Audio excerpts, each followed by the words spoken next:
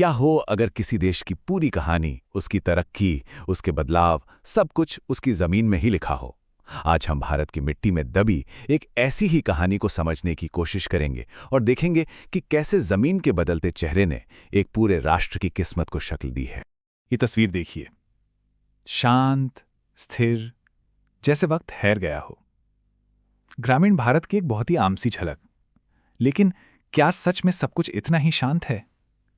असल में इस स्थिरता के पीछे छिपी है एक तूफानी बदलाव की कहानी। जो दिखता है, सच उससे कहीं ज्यादा गहरा है। तो चलिए इस कहानी की पड़ते खोलते हैं। और इसकी शुरुआत होती है एक बहुत ही दिलचस्प सवाल से। और सवाल ये है कि क्या हो अगर हमारे पैरों के नीचे की जमीन ही हमें एक देश के बदलने की पूरी कहानी सुना दे। देखिए, ये जो लैंड यूज के आंकड़े होते हैं ना, ये सिर्फ नंबर्स नहीं है। ये तो एक तरह से किसी देश की ऑटोबायोग्राफी है, एक रिकॉर्ड कि हम कहाँ से चले थे और आज कहाँ आ पहुंचे हैं। तो इस कहानी को पूरी तरह समझने के लिए हमें पहले इसकी भाषा सीखनी होगी। मतलब सरकार जमीन को क्लासिफाई कैसे करती है। भारत सरकार जमीन को 9 अलग-अलग कैटेगरीज में बांटती है। और यही 9 श्रेणियां आप कह सकते हैं कि वो चश्मे हैं जिनसे हम इस बदलाव की पूरी तस्वीर को साफ साफ देख पाएंगे। तो ये हैं वो 9 कैटेगरीज। इसमें जंगल है, बंजर जमीन है, वो जमीन है जिस पर खेती नहीं होती, चारागाह है और भी बहुत कुछ। इनको हमारी एनालिसिस की टूल किट समझ लीजिए। इन्हीं टूल्स का इस्तेमाल करके हम देखेंगे कि पिछले 70 सालों में भारत की जमीन का चेहरा आखिर बदला कैसे। चलिए अब आते हैं इस कहानी के सबसे मजेदार हिस्से पर। हम टाइम में पीछे जाएंगे, सीधा आज़ादी के ठीक बाद, और उस भारत की जमीन की तुलना करेंगे आज के भारत से। और यकीन मानिए, जो बदलाव सामने आएंगे वो हैरान करने वाले हैं। तो ये देखिए 1950-51 का स्नैपशॉट, आज़ादी के फौरन बाद। तब देश के करीब 42% जमीन पर खेती होती थी और लगभग 13% से ज्यादा जमीन बंजर थी। और अब फास्ट फॉरवर्ड 70 साल, आज की तस्वीर देखिए। खेती वाली जमीन थोड़ी सी बड़ी है, ठीक है, लेकिन असली कहानी छिपी है बंजर जमीन और नॉन एग्रीकल्चरल जमीन के आंकड़ों में। बंजर जमीन घटकर आधी से भी कम हो गई है, और वो जमीन जो शहरों, सड़कों, फैक्ट्रियों के लिए इस्तेमाल होती है, वो लगभग 3 गुना हो गई है। 184% प्लस 184% की बढ़ोतरी।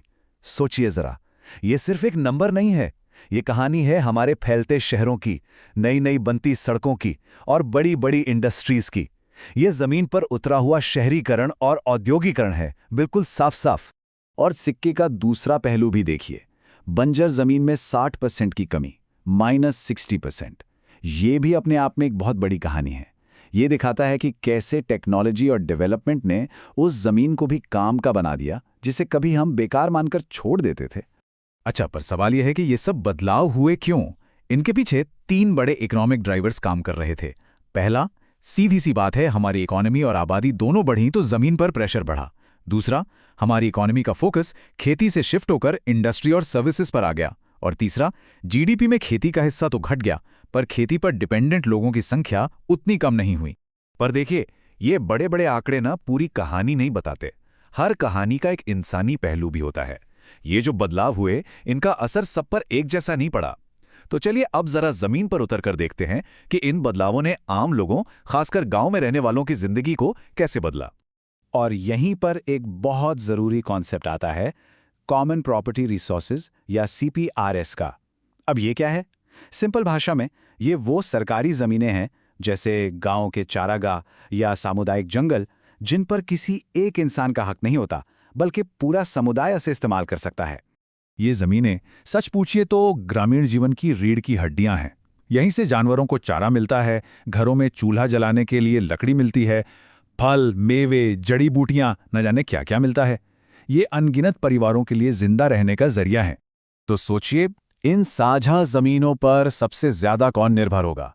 जाहिर है, वो लोग जिनके पास अपनी जमीन नहीं है। भूमिहीन मजदूर, छोटे किसान, आर्थिक रूप से कमजोर परिवार और खासतौर पर ग्रामीण महिलाएं। उनके लिए तो ये लाइफलाइन है, क्योंकि ईंधन और चारा जुटाने की जिम्मेदारी ज्यादातर उन्हीं के कंधों पर होती है। इसीलिए कहा जाता है कि लाखों लोगों के लिए ये सिर्फ खाली जमीन नहीं, ये भोजन, ईंधन और रोजी रोटी की जीवन रेखा है। तो जाहिर है जब ये साझी ज़मीनें कम होती हैं तो सबसे गहरी चोट इन्हीं कमज़ोर समुदायों को लगती है। तो ये सारी बातें हमें भविष्य की एक बहुत बड़ी चुनौती के सामने लाकर खड़ा कर देती हैं। देखिए, ज़मीन तो उतनी है, वो बढ़ नहीं सकती, पर हमारी ज़रूरतें लगातार बढ़ रही हैं। तो सवाल उठता है, अब आगे का रास्ता क्या है? और ये सवाल आज हर किसी के सामने है, पॉलिसी बनाने वालों से लेकर वैज्ञानिकों और किसानों तक। सवाल सीधा है, जब खेती के लिए नई जमीन नहीं है तो एक बढ़ती हुई आबादी का पेट कैसे भरा जाएगा? इसका जवाब ज्यादा जमीन में नहीं, बल्कि जमीन से ज्यादा में है। मतलब हमें ज्यादा जमीन नहीं चाहिए, हमें उसी जमीन से ज्यादा पैदावार चाहिए। और यहीं पर काम आती है लैंड सेविंग टेक्नोलॉजी।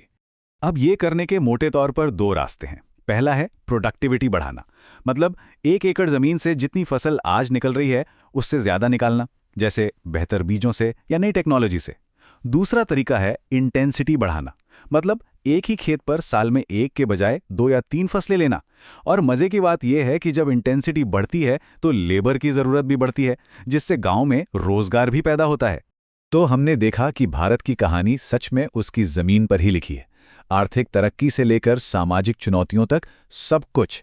अब सवाल यह है कि इस कहानी का अगला चैप्टर कैसा होगा, और इसका जवाब कहीं न कहीं जमीन के समझदारी भरे इस्तेमाल और नई टेक्नोलॉजी के बीच सही बैलेंस बनाने में ही छिपा है।